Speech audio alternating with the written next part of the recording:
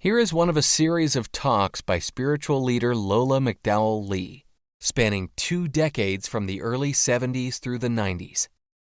Lola was a Zen Roshi, whose Rinzai lineage included Dr. Henry Platov and renowned Zen master Shigetsu Sasaki. Lola was a religious scholar as well as an ordained Christian minister. While the talks are focused mainly on Zen and Buddhism, Lola drew on many spiritual traditions, including those of Jesus, Plato, Lao Tzu, the Hindu Vedas, Meister Eckhart, and Gurdjieff. Chao Tsiang Tzu, I'll never learn to speak Chinese, went hunting in the Central Mountains with a party of 100,000. And he set fire to the forest by lighting the tall grass and fanned the flames for 100 miles. A man came out from within a stone cliff, rising and falling with the smoke and ashes. The crowd thought he was a demon. When the fire passed, he came out walking casually, as though the fire he had passed through did not exist. Chao Tsiang Tzu marveled at this, and he detained the man. He scrutinized him at leisure. In his shape, in his color, and the 7 holes in his head, he was human. In his breathing, in his voice, he was human. And he asked the man by what way he lived in stone and went through fire. What are these things you call stone and fire? Asked the man. This thing that you have just come out of was stone, and the thing you have been walking through was fire. Oh, I didn't know, answered the man. Now the Marquis Wen of Wei heard of this, and he questioned one of his people in the court by the name of Zhu Thing, and he said, what sort of a man was that? And this one says, according to what I have heard my master say, this man who is in harmony is absolutely the same as other things, and nothing succeeds in wounding or obstructing him. To pass through metal and stone, and to tread through water and fire, all possible. Why don't you do it yourself? Asked the Marquis. And he answers by saying, I am not capable of cutting open my heart and throwing away the knowledge in it. However, I can tell you what you want to know about it. Why then, says this Marquis, doesn't your master do it? And he says, my master is one who, though able to do it, is able not to do it. And Marquis Wen was delighted with this answer. Yeah, I hope you are too. To be able to do and say, no, I do not need to do it. But why do you need to do it? You need to do it for the ego, don't you? Mm-hmm. To be able to do it and to be able not to do it. Then you can really do it. Yeah. You know, in the biblical story of Adam and Eve, of their expulsion from this Garden of Eden, you know, it's the story is, I use it quite often because at certain circumstances it's quite appropriate. And in the story, God says to Adam, which is red earth or red clay, Adam, the body, and to Eve, that is the livingness, the soul. So here's man and his living society. Yod-Hoveh, Adam and Eve. They're here in this garden. And in this garden, amongst other things, there's some trees. There is a tree of life, and there is the tree of the knowledge of good and evil. And God says to them, do not touch the fruit of the tree of the knowledge of good and evil. But then Eve allows herself to be persuaded by the serpent to eat the fruit, the apple from the tree. So it reads. And she takes then an apple to Adam, and he is persuaded to eat also. You see, their curiosity got the better of them. Maybe if nothing had been said, the apple might have hung on the tree until it rotted, and we'd still all be in the garden. Yeah? You tell a child, don't do this, and the curiosity just comes creeping in, with this, why not? And Adam and Eve, of course, are children. They're innocent, like a child is innocent. They're not worried, they have no concerns. They're fed. The garden's taking care of them. They're one with the garden. And now, curious.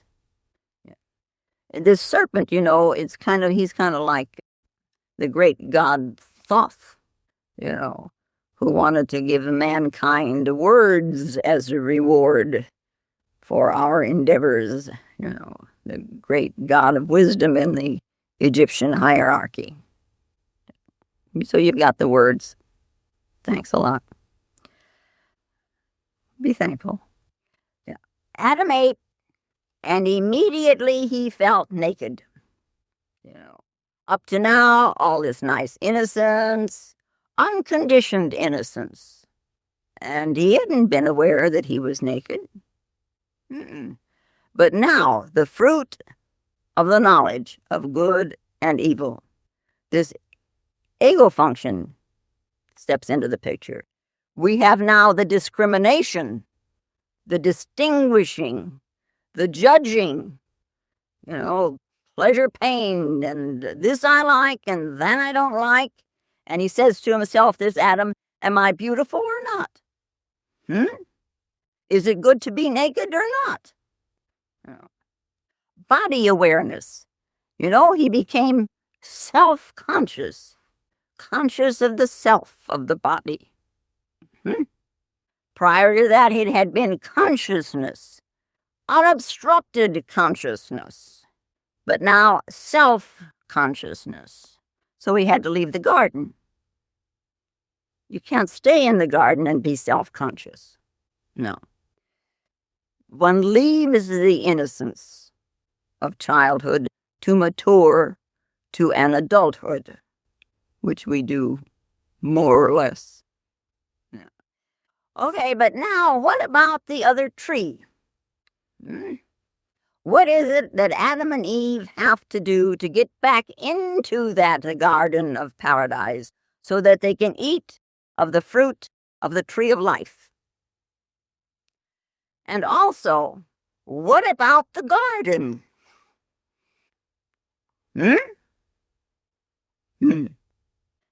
Well, we are, of course, all familiar with the story, and we are also familiar with our expulsion from it, although it may lie hidden in our memory.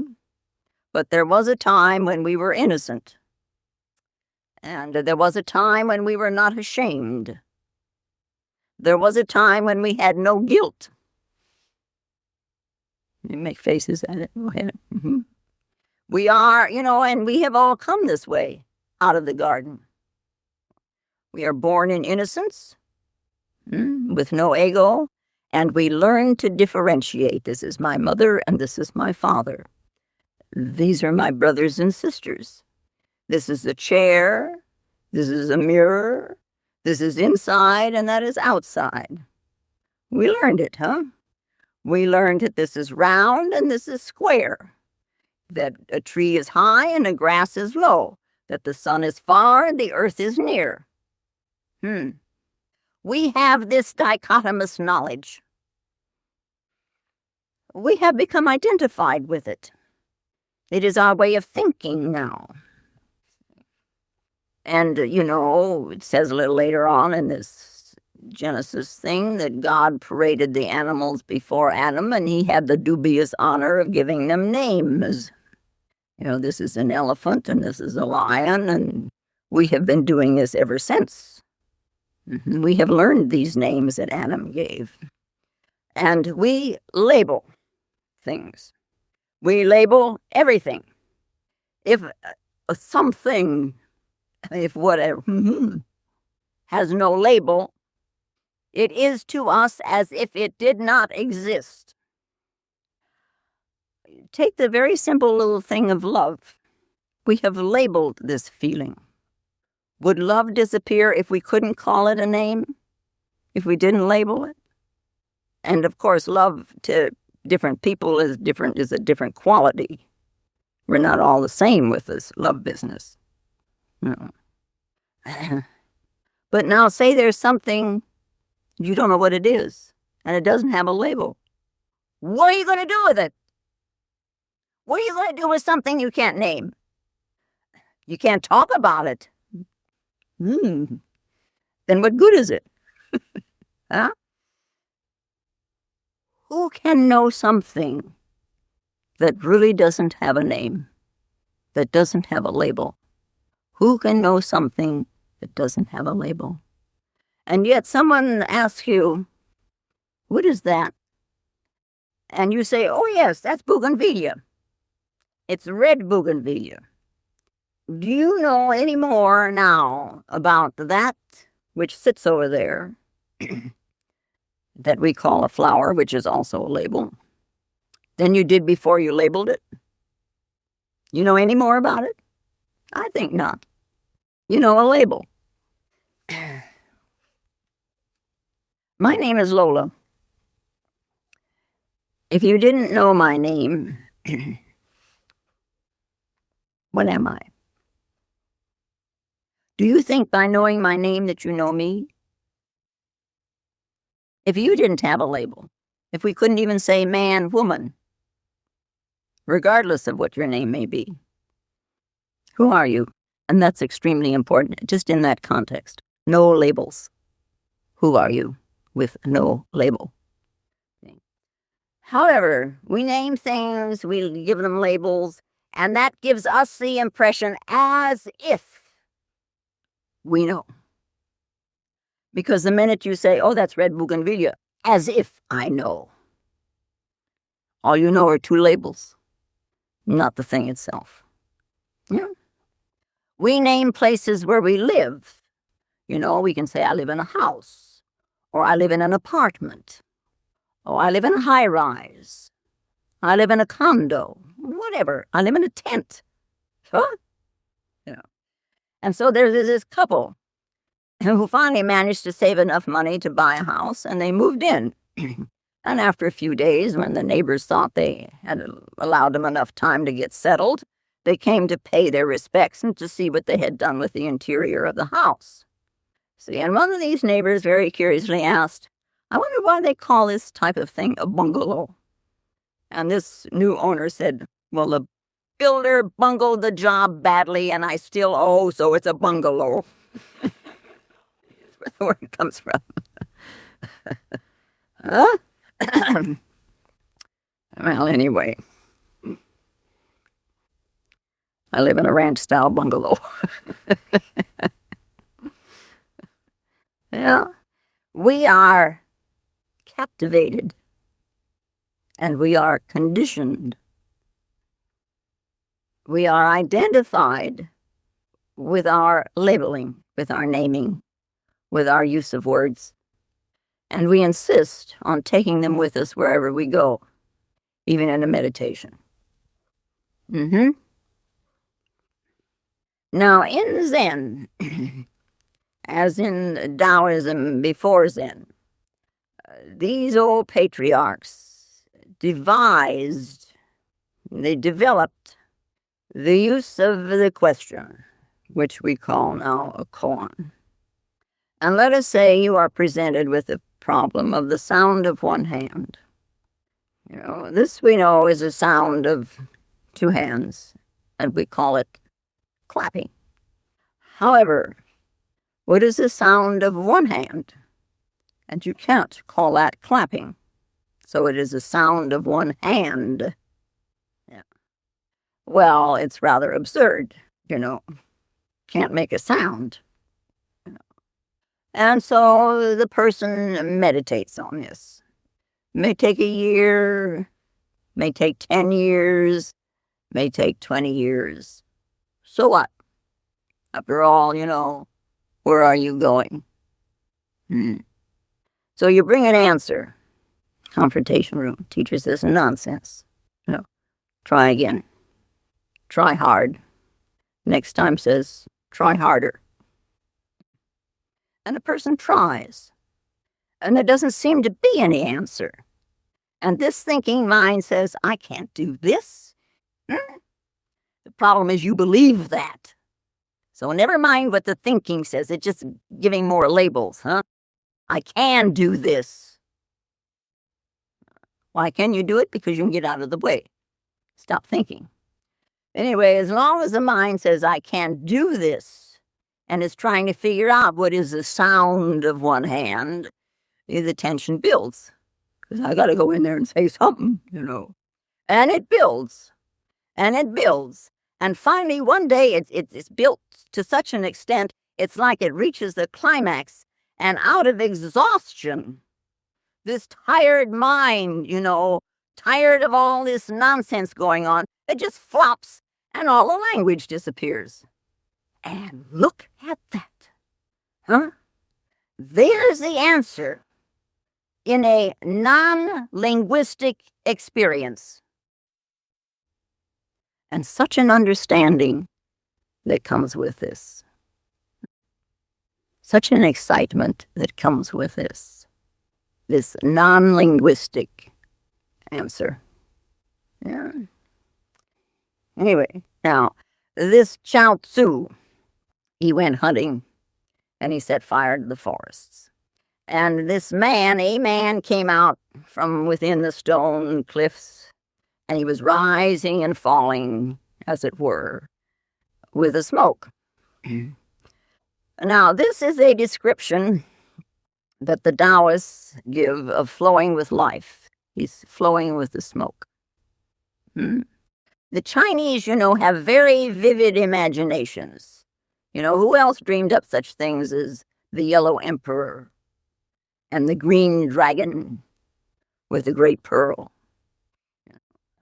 You're flowing with life, having no resistance, having no effort, just flowing, not pushing, not pulling, not trying to manipulate, simply rising and falling with life. And rise and fall it does, as you well know. But if you're rising and falling with life itself, what can harm you?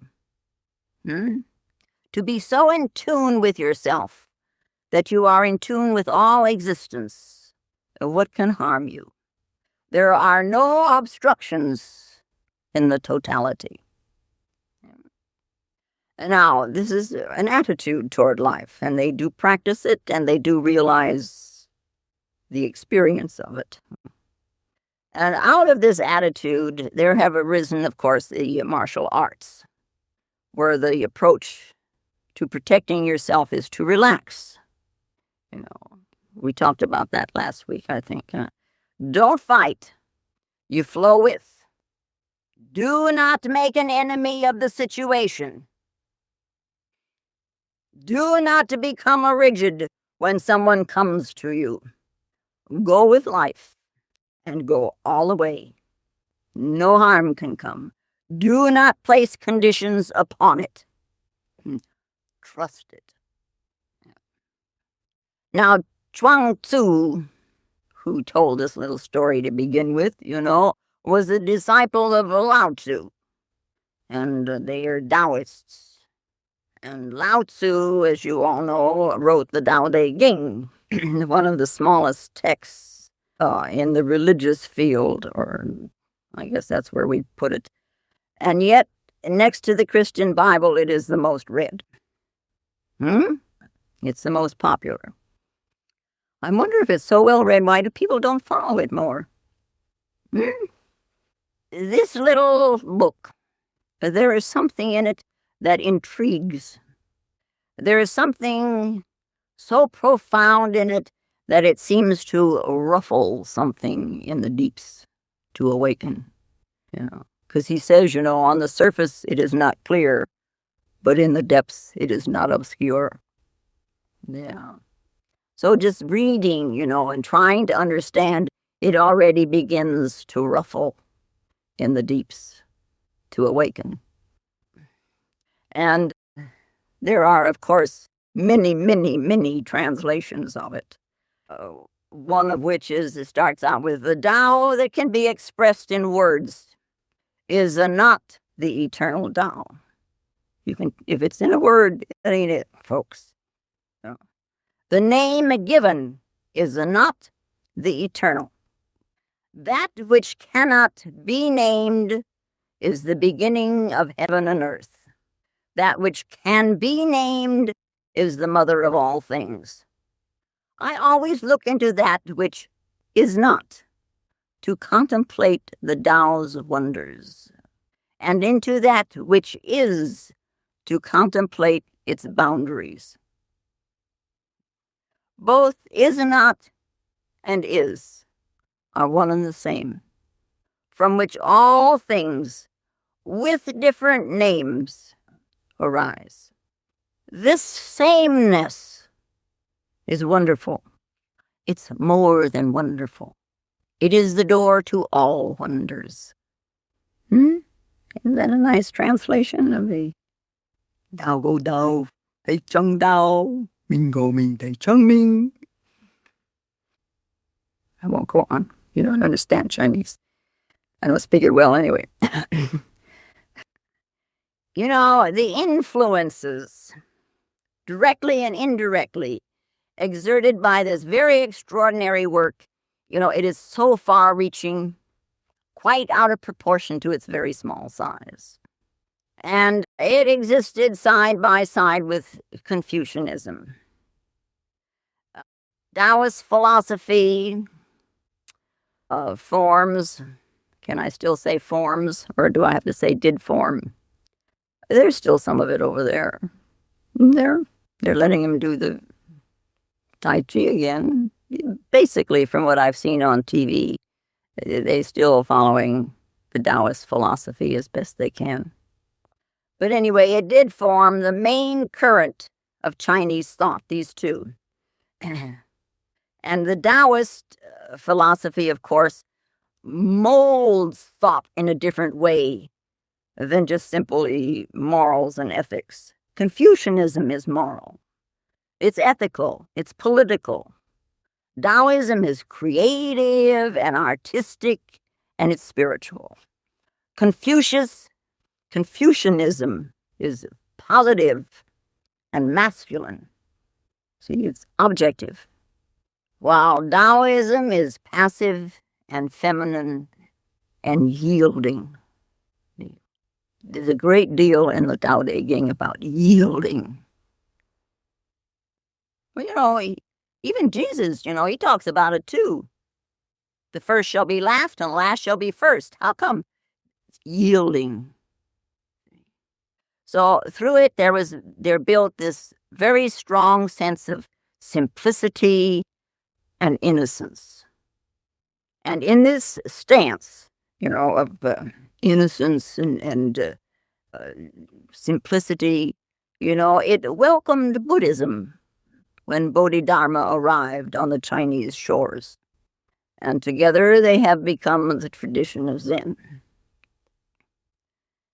Reading this book, we can find mental food for our spiritual growth, for our maturing, because a mature person does know how to yield. It doesn't have to be me. Yeah.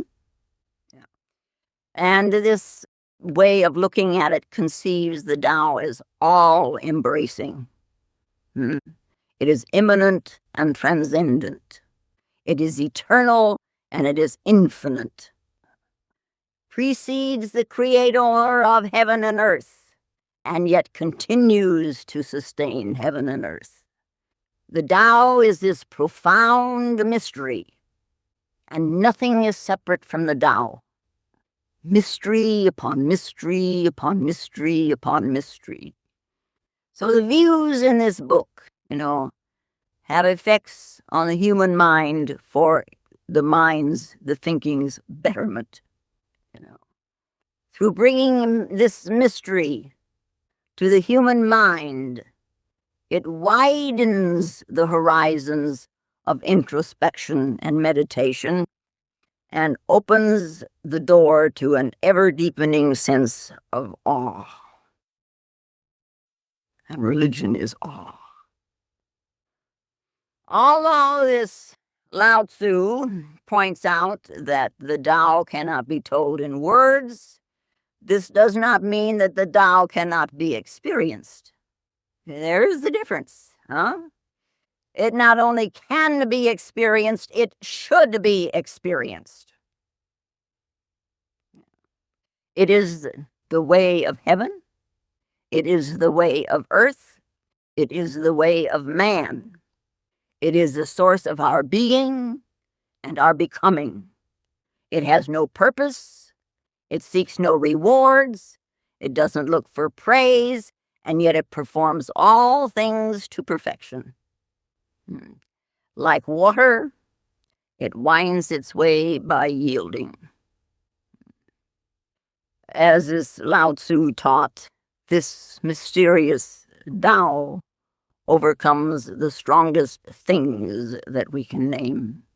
Coming from no place, it enters where there is no crack. Thus do I know the value of non-action. Yeah. Well, non-action, Wu Wei, non-action. And I talk about it every once in a while, and I have previously described it as a state of consciousness, a state in which you should be. It is not just simply sitting back and doing nothing. With folded hands, I sit and wait, mine own shall come to me. The story about that woman that did that every day, every day, every day, and one day the ceiling fell in on her. So much for waking up.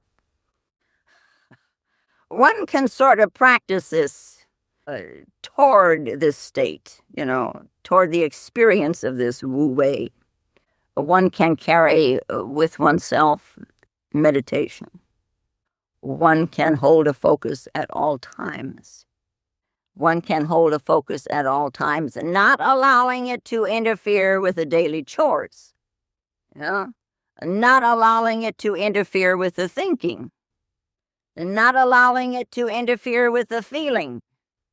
There is something in here that is not included in all of this activity in which we are so engrossed. It is as if there were this inner pillar that is empty of all things, empty of all names, and yet this empty pillar supports us in our naming and in our involvements. Last Sunday we told a story about the little monk who became the pillar of energy. He didn't do anything. He just disappeared. And then he came back. And he won the whole battle. Yeah. But the little story today, one, I guess, could you call it a parable? Well, anyway, call it something. You're going to anyway.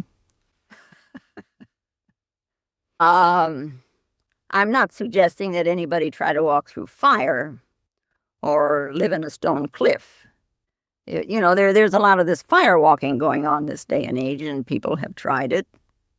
And, of course, the purpose of fire walking is to become unself-conscious. Yeah. If walking through the fire didn't do that for you, It didn't achieve its purpose. Do you still have an ego? Now, this Chao Tzu was surprised, and he was intrigued by this phenomenon that he saw, and he actually couldn't believe his eyes. Well, I wouldn't either, seeing somebody come out of stone and, what's going on here? He didn't believe his eyes. How could this man be human? Well, in his shape, his color, and the 7 holes in his head, he was human. In his breathing, in his voice, he was human. Now, I mentioned the word sameness. There's a sameness in Tao. There is the word chaos. Chaos is sameness. Chaos, the sovereign of the center. The sameness of the beginningless beginning. The sameness. Now, out of this chaos comes cosmos, which means order. The order of things. The order of anything is chaos. The root. Yeah. That's Chinese, see? Isn't that nice? So anyway, we have this fuss. People that fuss and people that fret. Okay. Fuss. He was the god of the Southern Ocean, and Fret was the god of the Northern Ocean.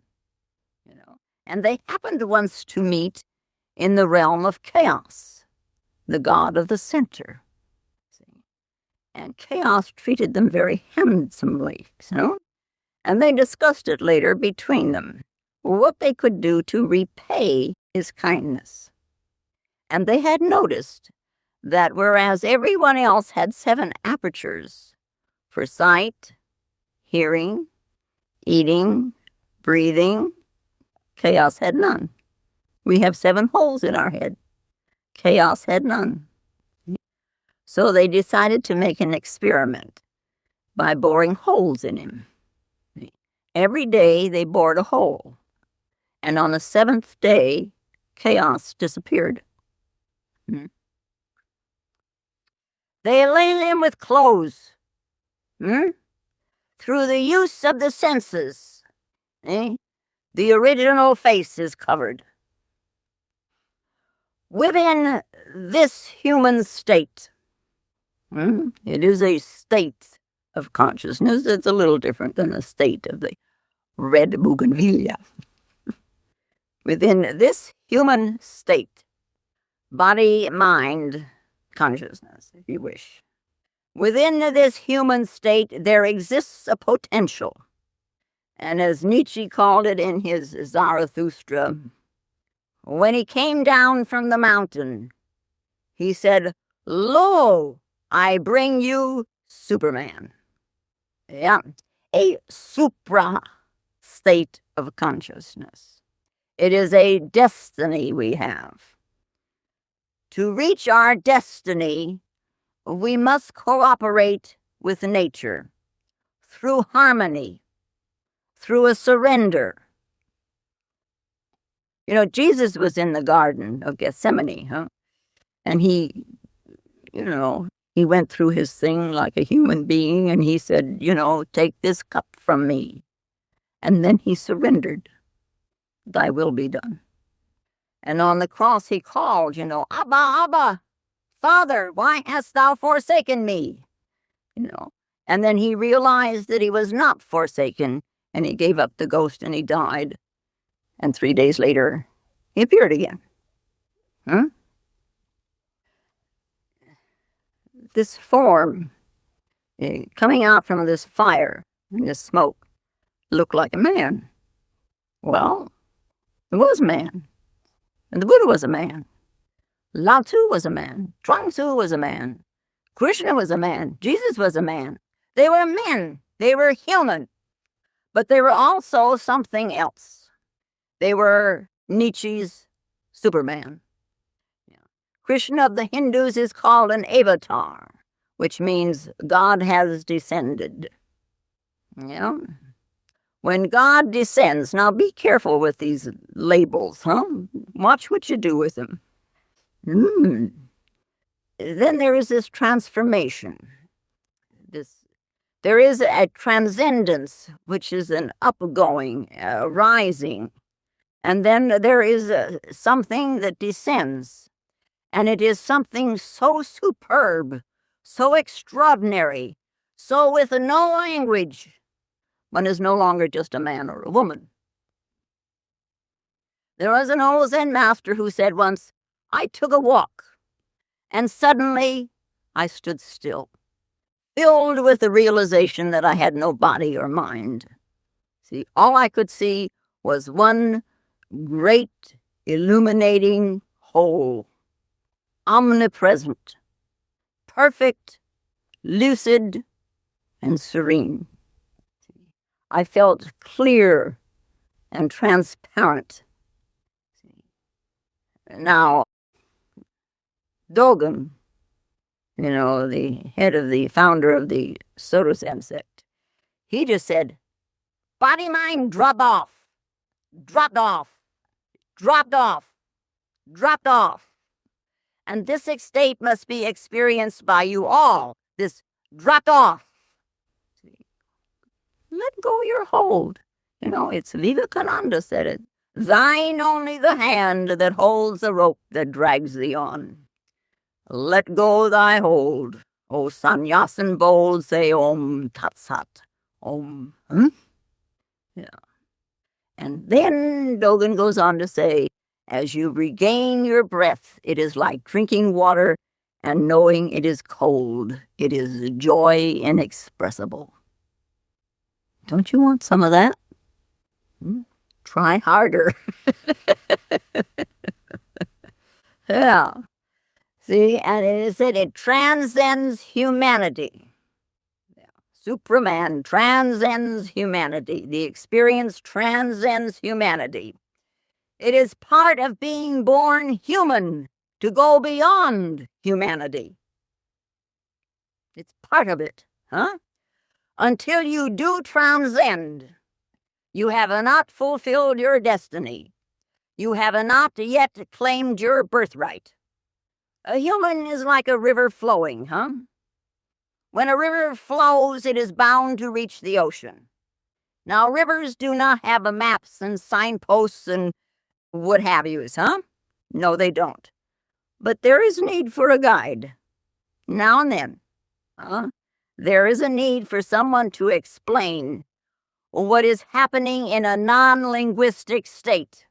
Yeah? What has happened to you without language has also to be then presented in language. Yeah. Because somebody comes to me and says, what's going on with me? I don't understand this, huh?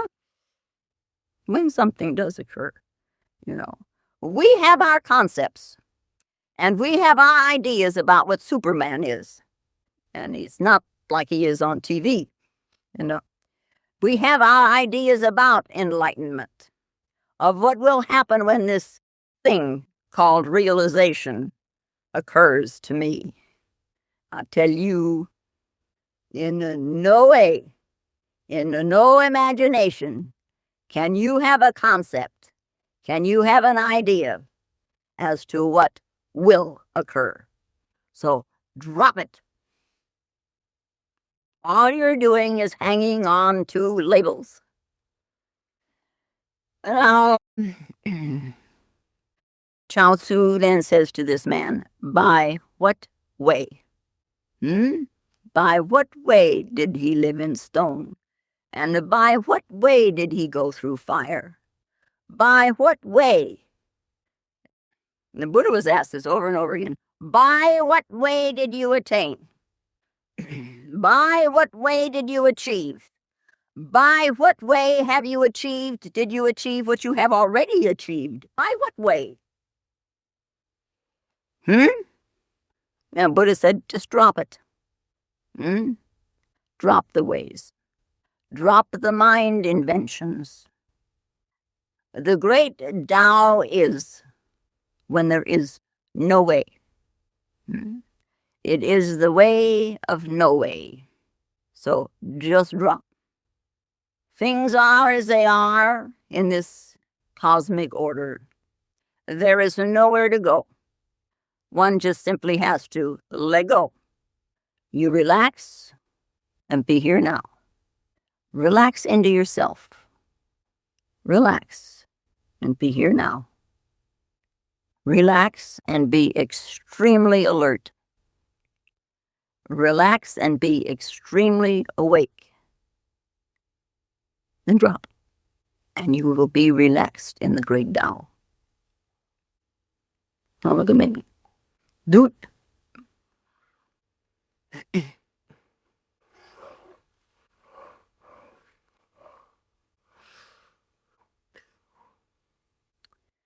And now, may the peace and the power that passeth all understanding hold us and keep us in the love of the Christed consciousness while we are seemingly separate one from another. And I do thank you very much. If you find Lola's talks valuable, more will be posted in weeks to come.